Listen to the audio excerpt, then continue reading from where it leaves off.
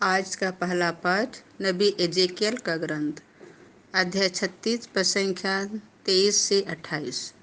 मैं तुम लोगों को एक नया हृदय प्रदान करूंगा, मैं तुम लोगों में अपना आत्मा रख दूंगा। प्रभु यह कहता है, मैं अपने नाम की पवित्रता प्रमाणित करूंगा, जिस पर देश विदेश का कलंक लगा है और जिसका अनादर तुम लोगों ने वहां जाकर कराया है। जब मैं तुम लोगों के द्वारा राष्ट्रों के सामने अपने पवित्र नाम की महिमा प्रदर्शित करूंगा, तब वे जान जाएंगे कि मैं प्रभु हूँ। मैं तुम लोगों को राष्ट्रों में से निकाल कर और देश विदेश से इकट्ठा कर तुम्हारे निजी देश वापस ले जाऊंगा। मैं तुम लोगों पर पवित्र जल छिड़क दूंगा और तुम शुद्ध हो जाओगे। मैं तुम लोगों को तुम्हारी सारी अपवित्रता से और तुम्हारी देव मूर्तियों के दूषण से शुद्ध कर दूंगा। मैं तुम लोगों को एक नया हृदय प्रदान करूंगा और तुम में एक नया आत्मा रख दूंगा। मैं तुम्हारे शरीर से पत्थर का हृदय निकाल कर तुम लोगों को रक्त मांस का हृदय प्रदान करूंगा।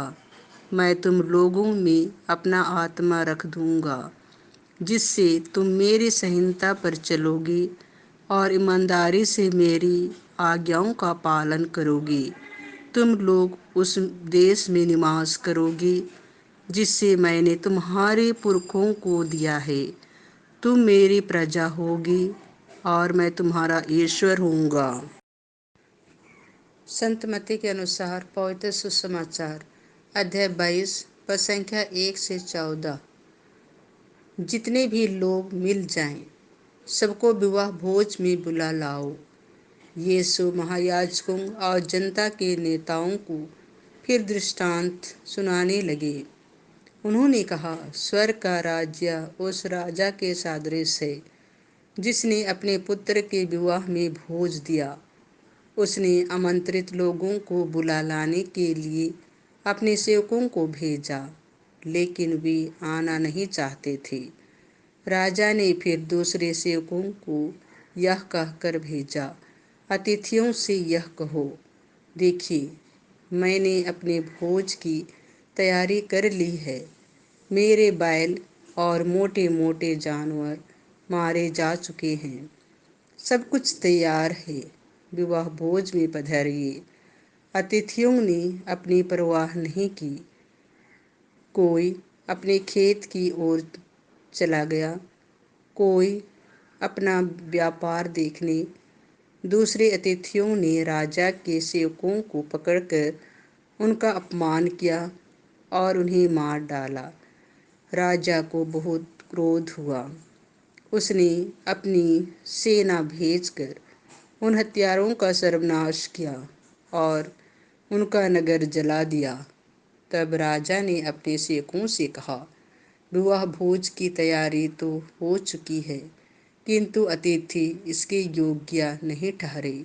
इसीलिए चौराहों पर जाओ और जितने भी लोग मिल जाएं, सबको विवाह भोज में बुला लाओ। सेवक सड़कों पर चले गए और भले बुरे जो भी मिले सबको बटोर कर ले आए और विवाह मंडप अतिथियों से भर गया।